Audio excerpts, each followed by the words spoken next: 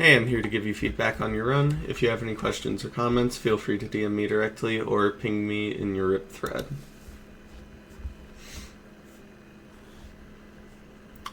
Single instance in the seed queue era? Let's see.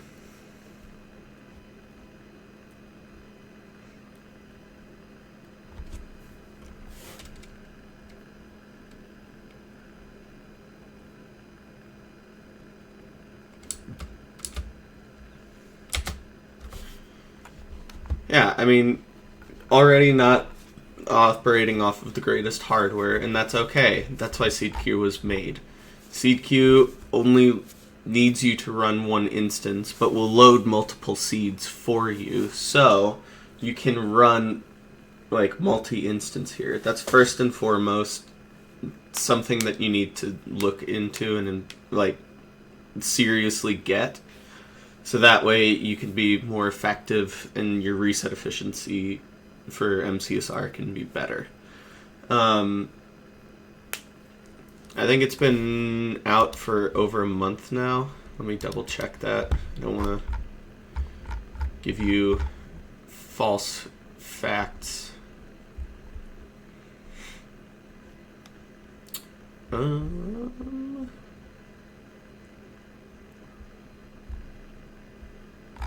Seed Queue has been... Oh, it came out the day after, I believe. Never mind. If you haven't gotten it... Hold on. This came out August 5th. Nope. 4 days after. Okay. If you haven't gotten Seed Queue, get Seed Queue. Otherwise, let's just watch the run. You can still set yourself up to have like mapless up. I don't know what you reset on, but it's totally fine. Yeah, that's just a BT. What? Oh, for sure a BT. But it's okay to reset on like 50 ED and like all the way up to like 12 RD.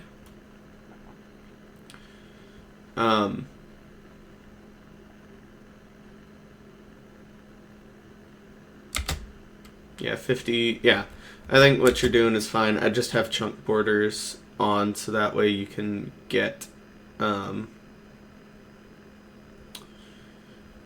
like quicker into maplesses.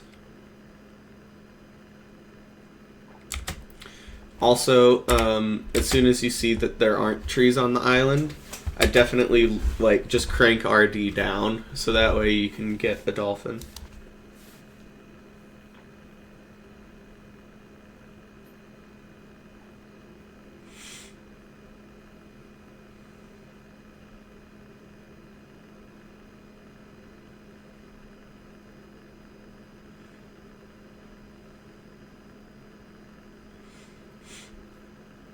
I think TNT placement was fine.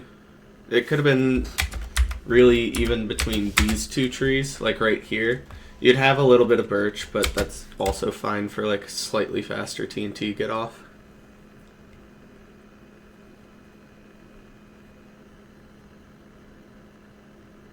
Still, 10 logs is fine. And I think you would have gotten that regardless.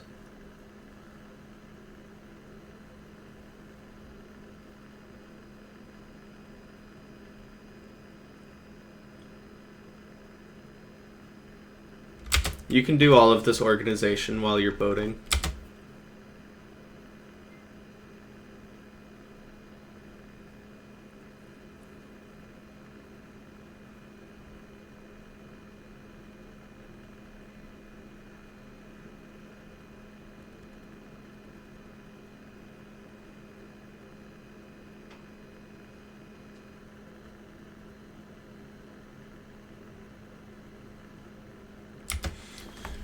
So, a couple of things here, and this is definitely micro.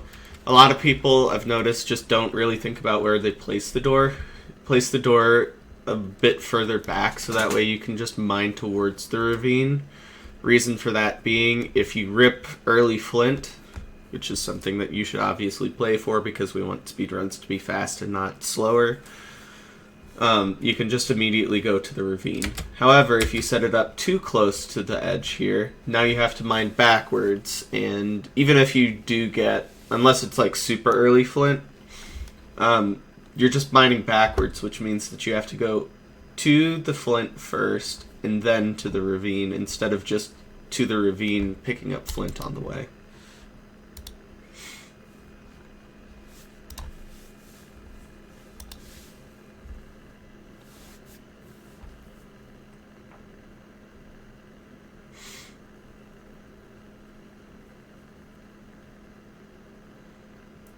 Learn a 2x1 portal. They are faster. And, like, in more ravines. There may not necessarily be an L shape. And if there is an L shape, then you can also 2x1 out of that as well.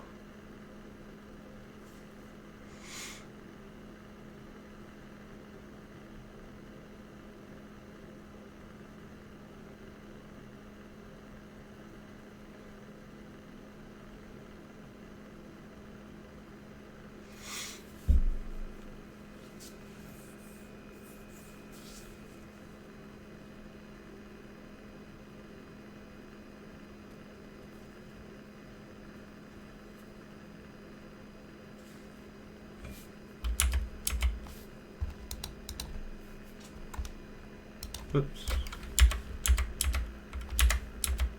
Okay, I'm assuming that you got the spike, obviously.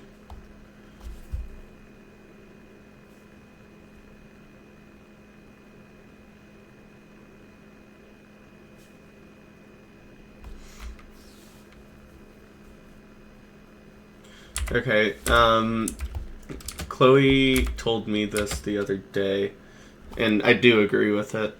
So, before you start scanning like this, it's useful to check the pie chart. Because if your pie chart doesn't have, like, a spawner on it, fundamentally there's just not a fort, right? And if you're scanning for the bastion, like, you really don't need to do that at this point because you know where it is because of your E-ray. So all of this just kind of hopping around here just now is kind of useless, especially after you check the pie chart. Also, a good force of habit to build is just like F3C'ing your home portal coordinate in Ninbot. Sometimes it's going to be useless, sometimes it will save you in runs because, you know, the fort's close-ish. You also have your home portal coordinates. Yeah. Also, I think that this terrain here, I think that you could just kind of, like, go ahead and boat clutch down instead of, like, taking as much fall damage as you do.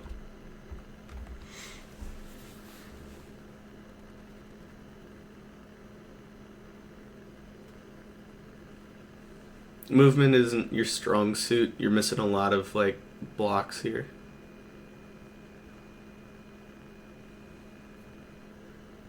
And misplacing some blocks. This can be improved, getting to a mini practice kit.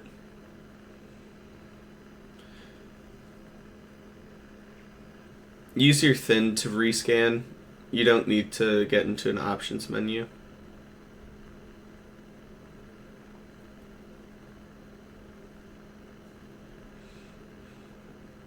Okay, at this point you see that it's not treasure. I'd pull up the pie chart again just to see. If not, depending on what your PB is, this may be a solid time to reset as well. Or at least play the Bastion for practice. Okay, you kind of...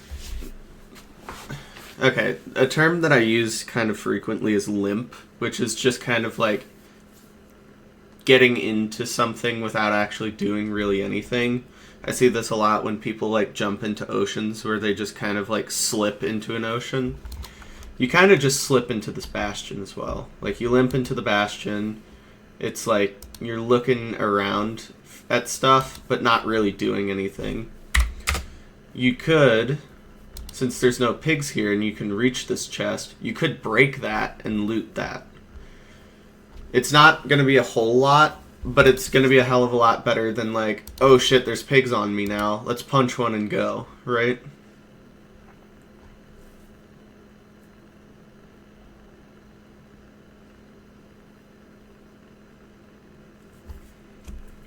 Like, I think top-down was okay here. I also think that you may have, like, super good manhunt terrain here as well. I'd at least check it.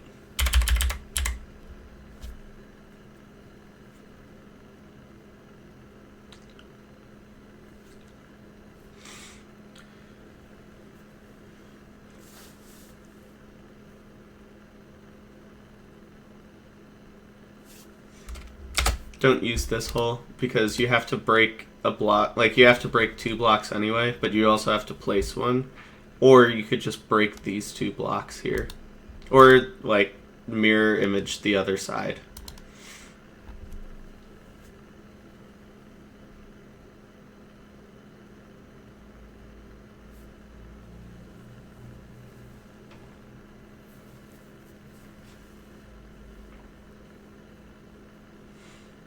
Instead of clicking the gold blocks, just shift click all of it so that way it makes gold.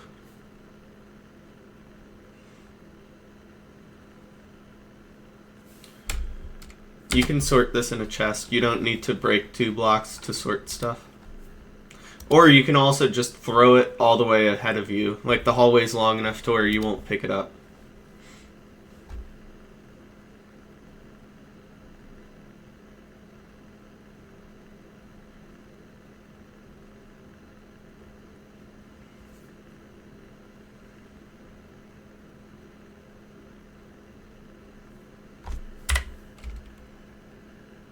Do you not use anchors?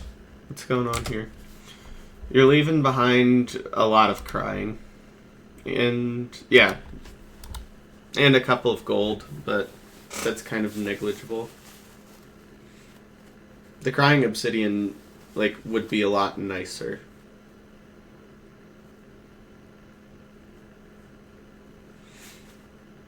So if you use anchors, definitely grab the crying. If you don't, learn how to use anchors.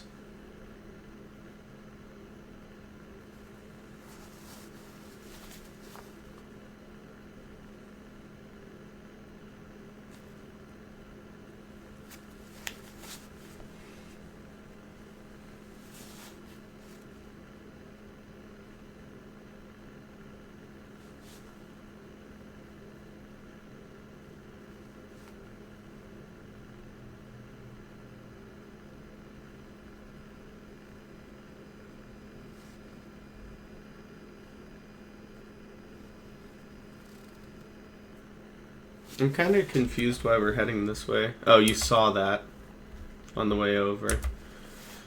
A couple of things about this split here. Like the going to fort split.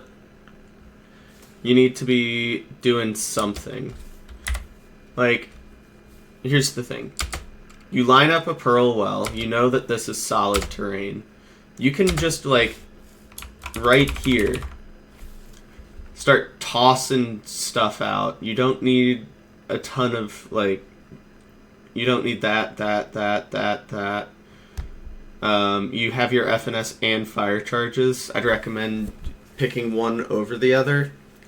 I personally use fire charges because, like, I can throw out my FNS earlier, and you'll pretty much always get fire charges from piglin trades. If not, you'll get gravel and iron.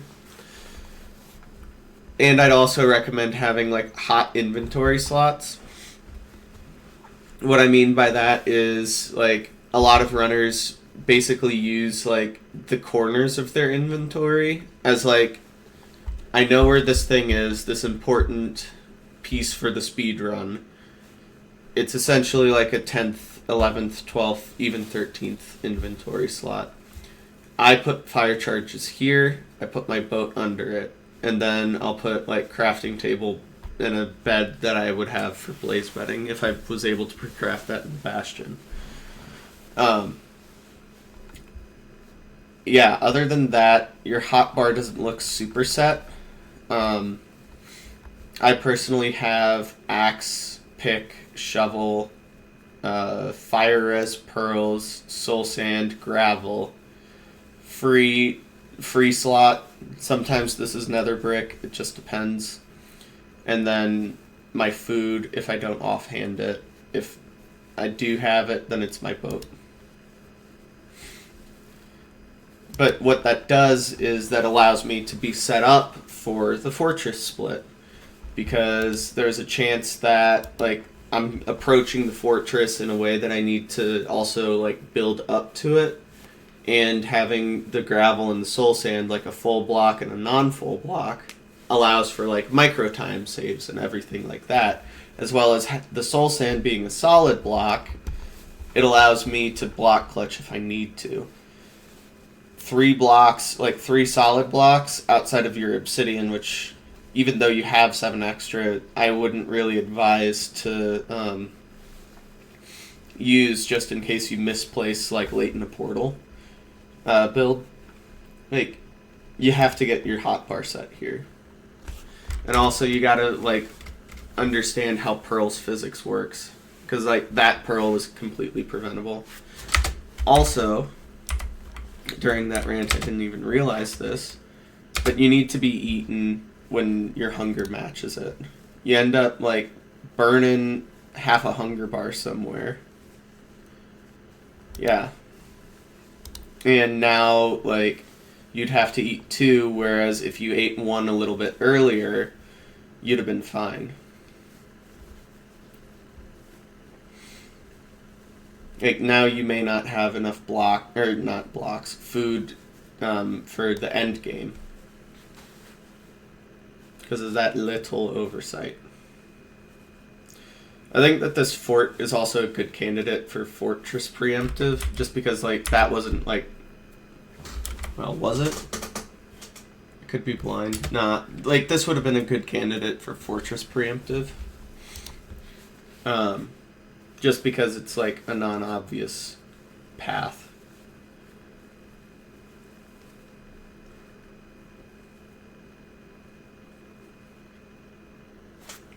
I don't know why you're like blocking stuff like that off. Like,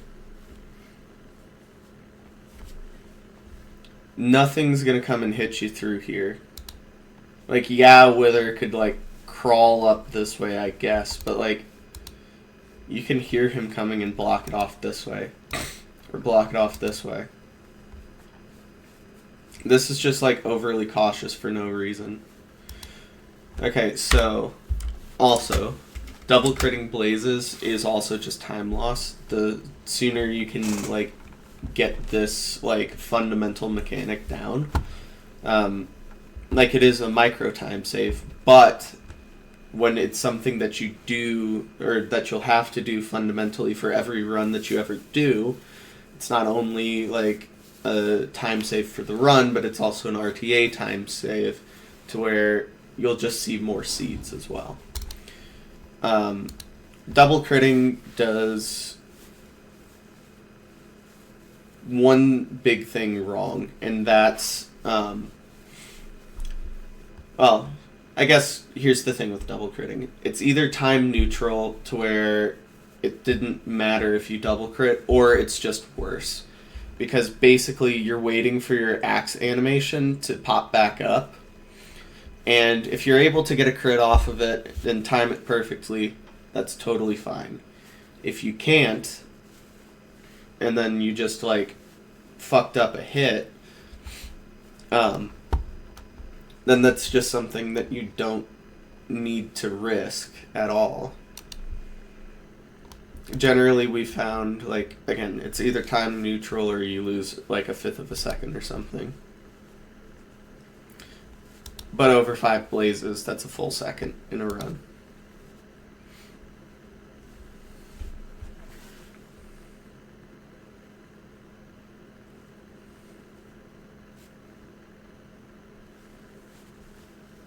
Blazes and Withers only need a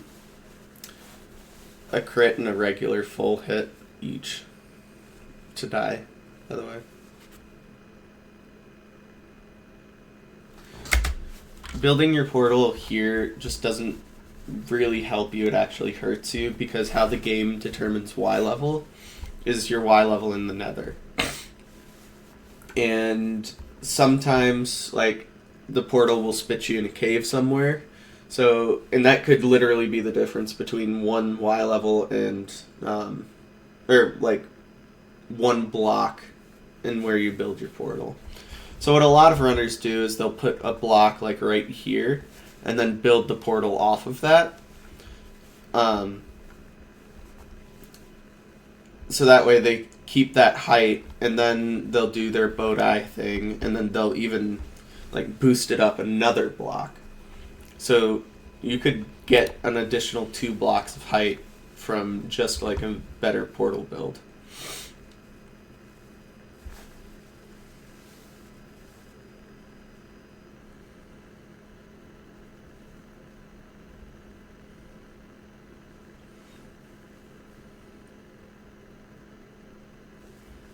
I like the way that you hit the guy against the pillar there. I thought you lined that up pretty nicely.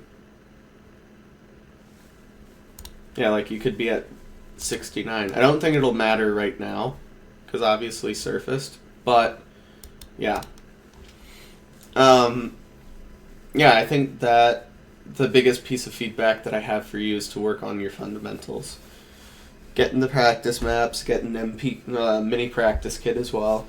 Practice your splits, so that way, like the little micro mistakes that I mentioned can get fixed. And it also sets you up for, obviously, more organized times. One thing that I almost neglected to mention is that the Fortress split is about getting blaze rods first and foremost. However, if you have the opportunity to, it's also about task overlapping. So this is where you can build explosives. This is where you can blind slightly early, get wood that you needed throughout the run, or a little bit of extra food, or find out where the stronghold is, so that way you can pearl hang while you're getting the rest of your rods. Stuff like that. And I think that that is just also another like micro thing that I was talking about just now. But other than that, I think it was a well played run. 754 blinds are like pretty good as well. So yeah, that's my feedback.